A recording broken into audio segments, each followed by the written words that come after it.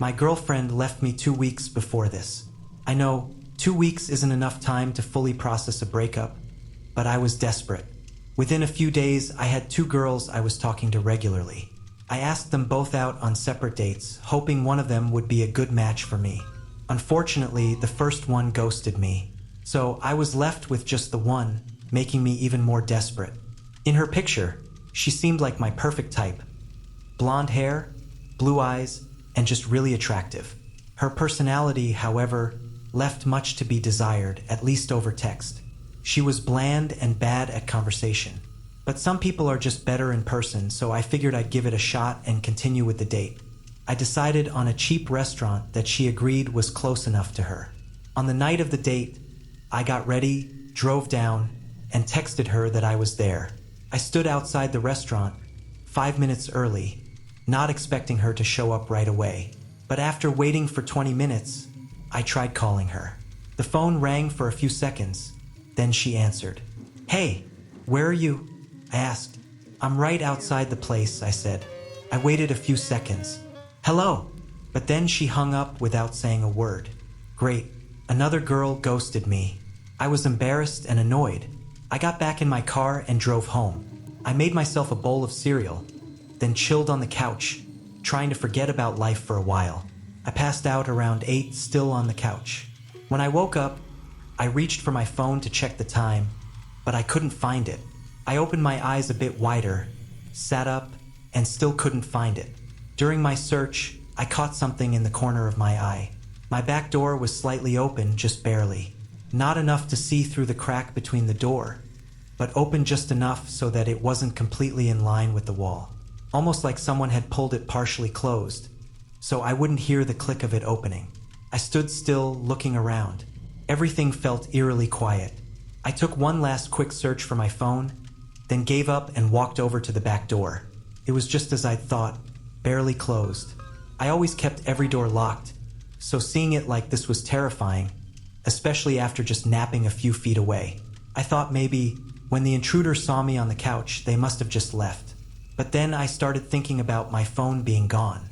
What if they'd stolen it? They would have had to be right in front of me, just inches away, probably watching me sleep. A shiver ran through my body. These thoughts were only making me more scared. I pushed the door shut and locked it, praying that whoever it was had already left. Then I walked around the first floor, checking the rooms, but not finding anything out of the ordinary. I went upstairs, and for some reason, that made me even more scared. I walked down the hallway, peering into each room before I got to my bedroom.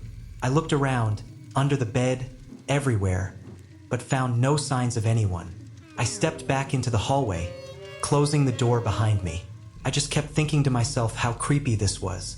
I tried to think of the best way to contact the police without my phone. But then I heard it, something quiet, soft breathing. It was coming from inside the closet behind me. I froze. The longer I stood there, the more horrified I became. I could barely breathe. Every inch of my body screamed for me to run, but I couldn't move.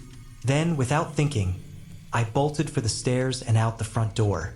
My heart was pounding in my chest as I ran all the way to the gas station at the end of the block. I asked them to call the police, and they did. By the time everything was settled, no one was in my home anymore. My phone was still missing, but that was the only thing that was gone. My account was backed up, so it wasn't too hard to get a new phone and transfer all my apps and data. But even though everything seemed normal on the surface, something in the pit of my stomach told me it wasn't over. A few weeks later, I went back on Tinder, and that's when I started to put the pieces together. The girl that had ghosted me and creepily answered my phone call, she no longer existed. Her profile was gone. At first, I thought it would have been possible for her to have gone to the restaurant, but instead of meeting me, she followed me home. As for why she took my phone, I'm not sure. The only reason I can really think of is so that I couldn't call the police or show them her account. But there are still so many things that don't make sense.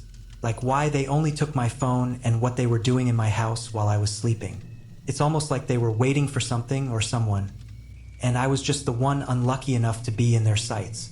Even now, every time I hear a knock at my door, my heart skips a beat.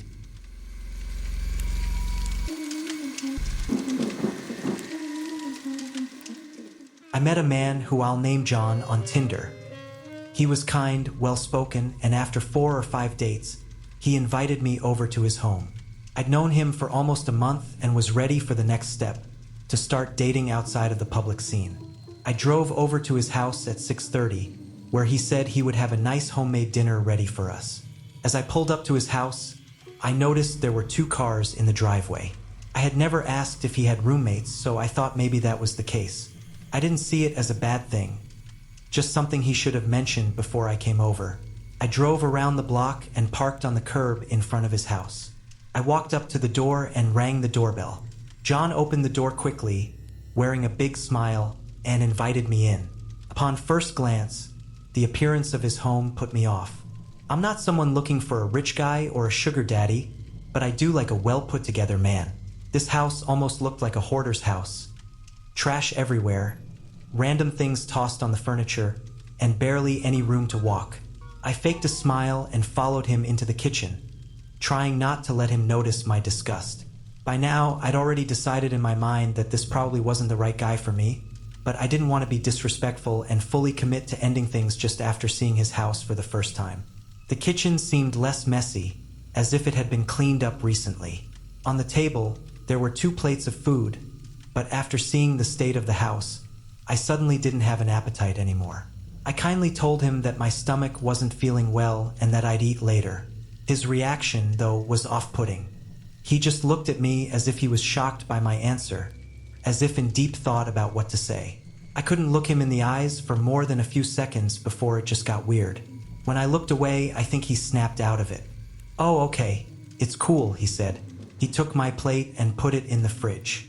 I started up a conversation, asking how his day was and if anything new was going on with him. He answered normally, but it seemed like something else was on his mind. He was looking around, trying to be sneaky about it, and seemed almost nervous. His looking around reminded me of the cars in the driveway. "Hey, I saw you had a bunch of cars in the driveway. Do you have roommates?" I asked politely. Yeah, they're away for the weekend, though," he said. Then he got up, excused himself, and said he had to take a call. He walked back toward the living room. The way he was acting now was nothing like before. I didn't like it at all. I heard him softly talking on the phone for about 30 seconds. Then he came back and set his phone down on the table. "Sorry," he said, sitting down. I smiled, but it was getting harder to fake it. I didn't feel safe or comfortable in his house anymore, so I knew I needed to leave. He was looking around again, and I was just trying to get the courage to tell him that I was going to go. Then I heard a thump from upstairs. Right when it sounded, John looked directly at me, as if checking whether or not I heard it. "Give me a second," he said, and got up quickly, walking up the stairs. Just a moment later, his phone, which was still sitting on the table, lit up. Normally, I wouldn't snoop on someone's business, but I felt justified given the whole ordeal. I stood up and leaned over to see it. It was a text from a number that wasn't saved as a name. The text was short. "Do you have her yet?" I stood frozen for a panic-stricken second, trying to wrap my head around the text. Before I could process anything further, I heard footsteps coming back down the stairs. I sprinted out the front door just as footsteps quickly followed me from inside the house. I got in my car and floored it out of the neighborhood. I took some time to calm down as I sat in my car, parked in my driveway, then called the police. I didn't know if something was going on or not, but I didn't feel like I was wrong for believing there was. Why would he lie about nobody being home? And what was that text supposed to mean? It all added up in my mind, but the police questioned John along with his roommate, who had been upstairs. They even allowed the officers to do a quick search of the home, but they found nothing pointing to any bad intentions. The officers sympathized, saying they understood my concerns and that they would have felt the same, but there just wasn't anything else they could do. So now, I'm left to just hope that I took it all the wrong way, and that there was nothing else going on. Maybe it was just a simple lie he told and a strange message that meant nothing.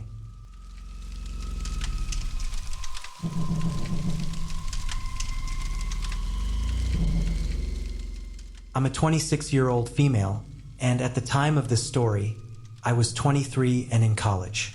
I used Tinder throughout the second half of my college years. I wasn't exactly looking for a long-term relationship, but I also wasn't entirely avoiding it either. If things seemed more serious, then I'd try. Otherwise, we'd just have some fun and move on. On a Friday afternoon after school, I went back to my dorm and sat in bed, swiping left and right on the app. I was hoping to find something to do over the weekend. After a while, one of the guys responded. We chatted for an hour or so. Then he asked me out on a date for Sunday night. I agreed, though it was a bit quick to be asked out. We texted for a while longer, mostly about school and hobbies. He mentioned that he went to the same school as me but lived in a dorm on the opposite side of campus. On Saturday, we texted a few more times, and by Sunday, I met him at a popular restaurant not far from campus. Over dinner, he didn't strike me as anything out of the ordinary, so normal, in fact, that he was almost a little boring. I found him attractive, though, and I figured maybe he was just holding back because we had just met. After we finished dinner, we went outside and set another date for the following week. As I said goodbye and started walking away, he asked me if I needed a ride home.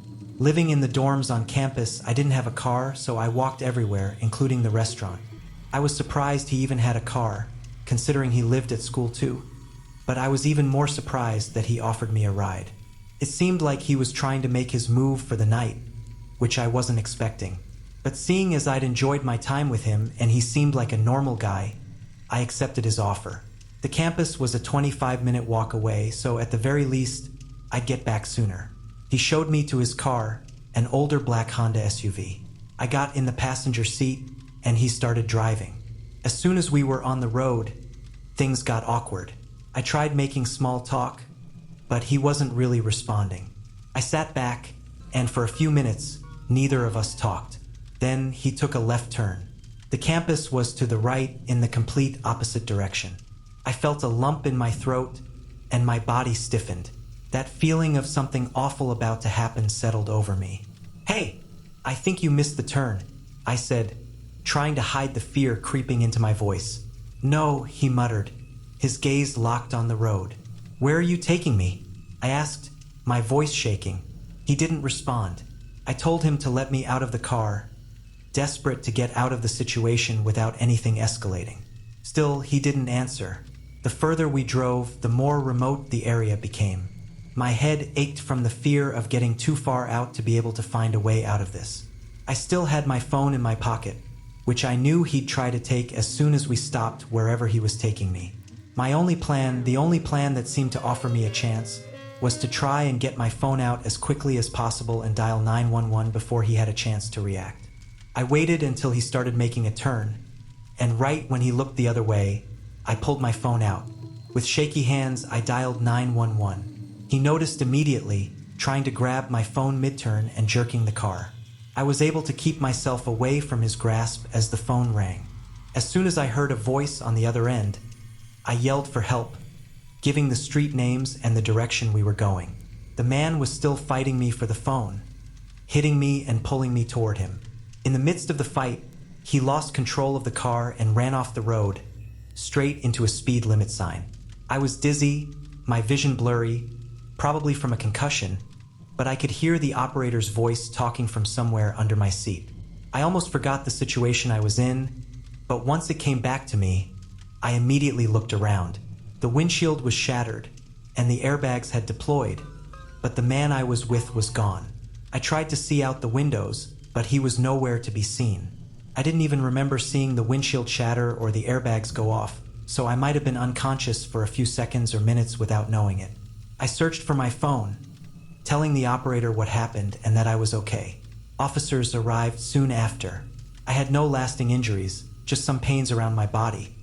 But what hurt the most was that I had been so sure they would catch the man, having his name, description, and license plate. But I was wrong.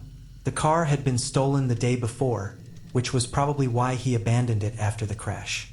His name was likely fake, although it was a really generic name, and his Tinder account had been removed.